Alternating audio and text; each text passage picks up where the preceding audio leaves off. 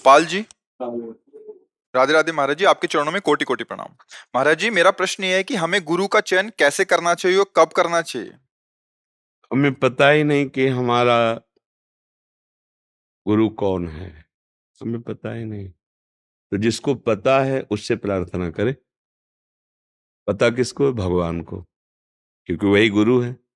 सबसे पहले सबको चाहिए कि भगवान को गुरु पद में बैठा ले। प्रभु श्री कृष्णचंद्र जी, श्री राम जी, भगवान शंकर जी, ये सब सदगुरु रूप हैं। सबसे पहले भगवान को सदगुरु रूप में वरण करो, फिर उनसे प्रार्थना करो कि प्रभु प्रगट रूप में हमें आपका सानिध्य चाहिए। अब आप किस रूप में हमें स्वीकार करते हैं, बड़ी शीघ्र कृपा करके आप हमें वहां पहुंचा दीजिए, या आप स्वयं आ जाइए, वो ऐसा भनक बना देंगे। विद्यार्थी कभी टीचर को समझ नहीं सकता, ऐसे ही हम विषयी संसारी जीव कभी सदगुरु संत की महिमा को नहीं समझ सकते। वो किस स्थिति में कहाँ पहुंचे हुए हैं, सत्य है या पाखंड है, दोनों बातों का हमें ज्ञान नहीं है। तो जिसको ज्ञान है वो भगवान है। उन्हीं से हम प्रार्थना करें कि आप कृपा करके अपने सदगुरु रूप में मुझे आसक्त कर लीजिए। कहाँ हो, कैसे हो, मैं तो समझ नहीं पा रहा, या आप आ जाओ या आप मुझे बुला लो, क्योंकि गुरु भगवान ही हैं। बंदो गुरुपद कंज कृपा सिंधु नर रूप हरि, महामोहतम पुंज जासु बचन रवि कर। बात समझ में? और कब करना चाहिए? जब हमारे हृदय में ये बात आ जाए तभी कर लेना चाहिए, क्योंकि क्षण भंगुर शरीर है, पता नहीं कब नष्ट हो जाए, शाम मिले कि ना मिले। हम तो भरोसा वर्षों का कर रहे हैं और विश्वास एक क्षण का नहीं है, पता नहीं कब। जैसे पानी का बुलबुला है, ऐसे ये शरीर है। दुर्लभो मानुषो देहो, पर देहिनाम क्षण भंगुरा, तत्रापि दुर्लभम मन्येत वैकुंठ प्रिय दर्शनम। शरीर बड़ा दुर्लभ है, क्योंकि इससे भगवत प्राप्ति की जा सकती है, पर ये क्षण भंगुर, पता नहीं कब नष्ट हो जाए। उसमें भी बड़ी दुर्लभता है, यदि भगवान के भक्तों का संग मिल जाए, बस काम बन जाए। तो कहीं ना कहीं अपने लोगों पर कृपा है। श्रीधाम और ये सब महावैष्णव का गढ़ है। अगर संत समागम मिल गया तो अब प्रभु प्रसन्न हो गए। जो प्रभु मोहि अनुग्रह कीन्हा, तो तुम आए दरस हठ देना। अगर भगवान कृपा न करे तो भक्तों का सानिध्य बिल्कुल मिलना हमारे पुण्य बल से नहीं है। अब मोहि भाव भरोस हनुमंता, बिनु हरि कृपा मिले नहीं सन। तो जिस दिन हमारे हृदय में बात आ जाए कि हमारे जीवन का लक्ष्य श्री भगवान को प्रसन्न करना है, उसी दिन गुरु का वरण कर ले। भगवान जब चाहे तब मिलावे, पर भगवान को गुरु रूप से वरण करे। गुरु को भगवान, भगवान को गुरु, गुरु गोविंद न भेद कराए। जो गुरु को मनुष्य देखता है, भगवत प्रसाद में अन्न बुद्धि रखता है, चरणामृत में जल बुद्धि रखता है, मंत्र नाम में शब्द बुद्धि रखता है, श्री विग्रह में धातु बुद्धि पाषाण आदि की भावना करता है, संतों में जाति आदि की भावना करता है, वो कभी अध्यात्म मार्ग का पथिक नहीं हो सकता है। वो परमार्थ में भगवत भाव में नहीं चल सकता है। गुरु साक्षात परब्रह्म, तस्मै श्री गुरुवे नमः।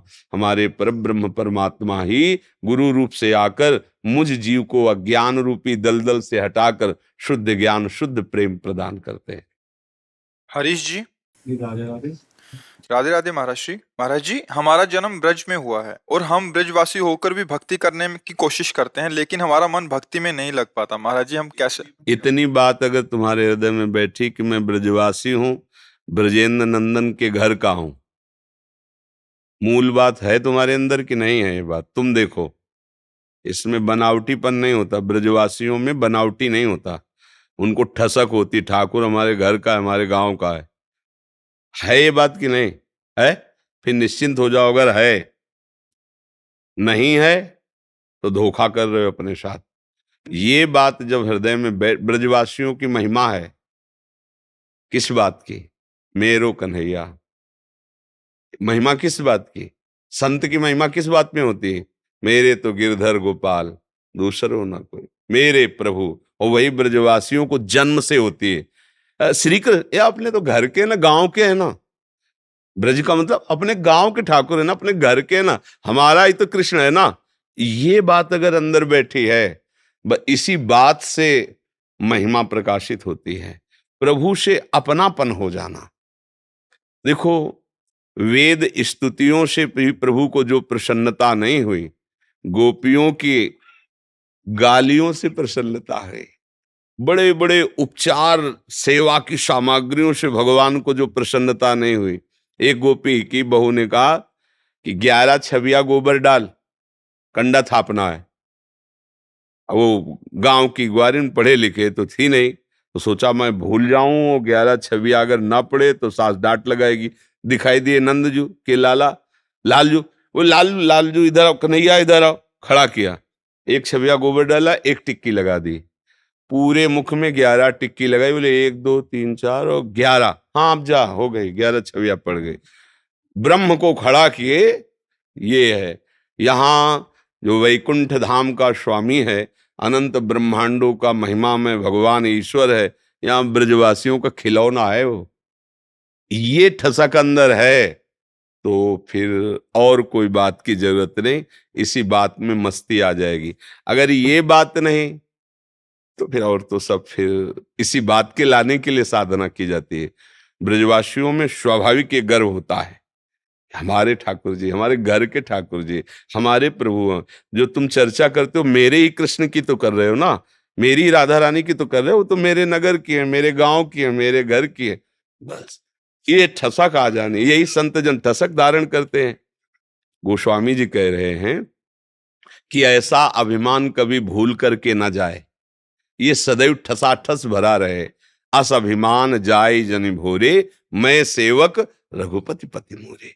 मैं उनका दास हूं और सिया राम जी मेरे स्वामी हैं, ये ठसक बनी रहे। यही ठसक भगवत प्राप्ति कराती है। मेरे कृष्ण, अपने कृष्ण, प्राण प्यारे कृष्ण, ब्रजवासियों के कृष्ण, ये भाव अंदर जब अंदर बैठ जाएगा ना, बात बन जाएगी। आपका जन्म इस रज में हुआ है, ब्रज 84 कोस की रज, बड़े बड़े महापुरुष वंदना करते हैं। तो अपनी महिमा को आप जानो, अपनी बात को आप समझो, तो अपने आप भगत हो। अगर अपनी बात को ना समझो और भूल करके बहिर संसार में भटको, तो फिर गलती तो यही हमसे हो गई कि भगवान के अंश होकर अपने स्वरूप को ना जान करके माया में भटक रहे, इसलिए दुर्गति हो रही। समझ रहे ना जी। ज्योति जी वाराणसी से। हरिवंश प्रदेव। हाँ जी, आपके चरणों में कोटि कोटि प्रणाम। महाराज जी, कई बार मैंने सत्संग में आपके श्रीमुख से सुना है कि व्यक्ति के भीतर बड़े से बड़े विकार को जब सदगुरुदेव के समक्ष सभा में कह दिया जाता है तो वो विकार समूल नष्ट हो जाता है। मैं आदम उसका भाव ये नहीं है, बात समझिए कि आपने पापाचरण किया, कह दिया, फिर पापाचरण किया, फिर कह दिया पापा, ऐसा नहीं। बात ये है कि हम में जो गलती है, हमें वाणी से बोले या ना बोले, गुरु को साक्षी करके स्वीकार किया कि हमसे गलती हुई है, और हम आपके दिए हुए नाम मंत्र बल से ऐसा प्रयास करेंगे कि आगे गलती ना हो, हे गुरुदेव। ये बात आंतरिक है। जब गुरुदेव पूछें, किसी ने बताया या उनके मन में स्फुरणा हुई आपने ऐसी गलती की, उस समय संकोच छोड़कर बिना भय के बता देना चाहिए, जी आप दंड दें या आप क्षमा करें, हमारे द्वारा ऐसा पाप हो गया। तब ऐसा नहीं कि अपने आप से गुरु को अंदर से साक्षी मानकर उनके नाम मंत्र के प्रभाव से निर्विकार होने की कोशिश करें। अगर वो पूछते हैं तो फिर छुपा और कपट रहित होकर बोल देना चाहिए, हमसे गलती हुई है। बात समझ में आ रही? गुड्डे भगवान, मुझे लाडी लाल कैसे मिलेंगे, ऐसी आप मुझे आज्ञा दीजिए, मैं क्या करूं? पहले नाम जपने का अभ्यास कर लो, लाडली लाल के मिलन की तैयारी कर लो। मिलन की तैयारी तुम करो, मिल हो जाएंगे। मिलन की तैयारी नहीं है तो फिर केवल बातें ही बातें हैं, बातों से प्रीति तो होती नहीं है। वो बहुत पहले एक गाना सुना था, ऊंची ऊंची बातों से किसी का पेट भरता नहीं, राम का भरोसा कभी भूखा मरता नहीं। अगर बहुत ऊंची ऊंची बातें करे तो उससे अध्यात्म का प्रकाश थोड़ी हो जाएगा। भगवान का भजन करे तो मिलन की चाह पैदा होती है। मिलन की चाह हुई तो जहां चाह पैदा हुई वहीं वो बैठे थे। वहीं मिल गए। भगवान कहीं दूर थोड़ी, हृदय देश में बैठे हैं। और वो देख रहे हैं कि बड़ा, अभी तो इसने कितने प्रियतम मान रखे हैं, किसी विषय को, किसी पदार्थ को, किसी व्यक्ति को। भगवान उसको मिलते हैं जो अनन्य भाव से भगवान का भजन करता है। अनन्य चेता सततम यो माम स्मृति नित्यशः तस्याहम सुलभा पार्थ नित्युक्त योगिना। भगवान कह रहे मेरे सिवा तुम्हें अन्य कहीं कुछ चाह ना रह जाए, अभी मिल जाओगे, अभी मिल जाओगे प्रभु से अभी। पर यहां देखो, बातें तो हम प्रभु से मिलन की करते हैं, पर अंदर हमारे प्रभु मिलन की पाई भर चाह नहीं है। खास बात अंदर की है। जिस दिन अंदर चाह आ जाएगी उस दिन प्रश्न खत्म हो जाएगा कि कैसे प्रभु मिलेंगे। एक अद्भुत कृपा, एक अद्भुत दुलार प्रभु का लुट जाओगे, वहीं यहीं बैठे। असल बात उनको कुछ सफाई देने की जरूरत नहीं, क्योंकि वो वही बैठे है ला। हमें अंतर का सुधार कर लेना है। प्रभु कब मिलते हैं? जब कोई चाह नहीं रह जाती, तब भगवत मिलन की चाह पैदा होती है। ये ऐसी चाह नहीं है कि सब चाहों के साथ ही ये भी चलती रहेगी। ये चाह प्रकट हुई तो ब्रह्मादिक के भोग सब विषम लागत ताई, नारायण ब्रज चंद की लगन लगी। ब्रह्मा का परमेष्टि पद भी उसके लिए घास और तिनके के समान नजर आता है, जो भगवान श्री कृष्ण से प्यार करने पर उतर बैठता है। अब तो मुझे प्रभु चाहिए। तो सुरपति नरपति लोकपति जिनके भावे घास, रहे परम आनंद में तज सभे किया। अभी हमारे थोड़ा सा भोग के लिए हम प्रभु को भूल सकते हैं। कितनी कीमत है हमारे हृदय में प्रभु की। हम प्रभु से मिलना चाहते हैं, मिलन की चाह हुई तो ब्रह्मादिक का पद और भोग घास नजर आता। अपनी हालत क्या है जरा देखो, अपने लोग हृदय से देखो। देखो क्या होता है, बातें में, बातों ही बातों में तो कुछ आनंद है नहीं, उसको समझना है। हमारी हालत क्या है कि हम एक छोटे से भोग में, एक दुख में, एक विपत्ति में ऐसे चट से प्रभु को हम बेच देंगे, भूल जाएंगे। हम चाहते हैं प्रभु को। इसीलिए कहा नारायण अति कठिन है हरि मिलन की बाट, या में पग पीछे धरे प्रथम शीश दे काट। शीश काट को मतलब आप कोई चाह नहीं, न जीने की, न मरने की, न सुख की, न दुख की। अब तो आपसे प्यार किया है प्रभु, अब प्रेम किया, आप कोई परवाह नहीं, कूद पड़ा भगवान के मार्ग में। कोई प्रश्न नहीं, कोई चाह नहीं, राधा राधा राधा कदम आगे बढ़ाता चले। तो वो तो खड़े ही है ऐसे, आ जाओ, वो तो खड़े ही हैं। वो तो बहुत समय से पुकार रहे, ममैवांशो, तू मेरा अंश है, मेरी तरफ आ तभी सुखी होगा, माया की तरफ नहीं। पर हम प्रभु को भी भजते तो माया के लिए। देख लो, प्रभु को भी भजते हैं तो माया के लिए। प्रभु का होके प्रभु का भजन प्रभु के लिए कोई बिरला करता है। संसार का होके संसार के भोगों के लिए प्रभु का भजन लगभग लगभग सब करने की चेष्टा करते हैं। इसीलिए बात बनती नहीं। प्रभु के मिलन की चाह पैदा करना है तो अन्य चाहों को मिटाना होगा। और जब प्रभु की चाह प्रकट हो गई तो प्रभु दूर नहीं है, उसी समय अनुभव हो जाएंगे जिस दिन प्रभु के लिए तुम्हारा हृदय व्याकुल हो जाएगा। पर इसके लिए फिर भजन चाहिए ना। खूब भजन करो, गंदे आचरणों से बचो, गंदे भोजन से बचो, गंदे विचारों से बचो, गंदे व्यक्तियों से बचो। तब जाके एक पवित्र भाव बनता है कि हमारे जीवन का लक्ष्य भगवान की प्राप्ति। भजन कोई ऐसे ही साधारण चीज थोड़ी है कि भजन ऐसे पापवंत कर सहज स्वभाव, भजन मूर्ति भाव न काओ। फिर भजन नहीं बनता जब पापाचरण होने लगते हैं, ये सब बातें बातें रह जाती है। तो बड़े भाग्य हैं अगर भगवान के मिलन की बात आवे, पर उसको सही ढंग से हम बैठा लें बात को, कि उस बात के आगे सब बात फीकी लगे। जहर पिलाया जा रहा है, आग में जलाया जा रहा है, कितने कितने कष्ट दिए जा रहे हैं, लेकिन अपनी बात से हटे नहीं। तो उनकी बात हम गाते हैं नहीं, उनका चरित्र गाते हैं।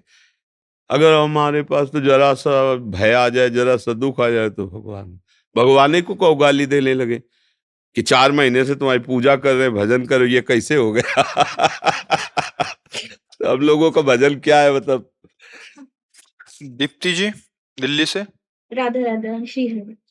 गुरु मिलने में 7 साल लग गए मुझे आप तक पहुंचने में, दर्शन करने अरे 7 जन्म में गुरु मिल जाए तो 7 सेकंड में बात संभाल दे।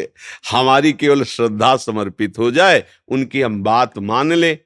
पर्दा हटने में कितनी देर लगती है, ऐसे किया और युगल साक्षात्कार हुआ। पर वो पर्दा हम हटवाना चाहें तब ना। पर्दा क्या है? देहाभिमान, संसार का राग, शरीर संबंधियों की प्रियता, भोगों में सुख बुद्धि, यही पर्दा है। ये हट जाए तो भगवान तो कण कण में ऐसे मुस्कुराते हुए खड़े हैं, कण कण में खड़े हैं। पर हमारी आंख में अभी नानात्व का पर्दा लगा है, तो हमें नानात्व दिखाई देता है, स्त्री पुरुष, दुष्ट महात्मा, अच्छा बुरा। लेकिन वो स्वयं कह रहे हैं गीता जी, मत्तः परतरम नान्यत् किंचिद अस्ति धनंजय, मेरे सिवा किंचन मात्र कुछ नहीं। तो ये पर्दा हटवाना होता है गुरुजनों से।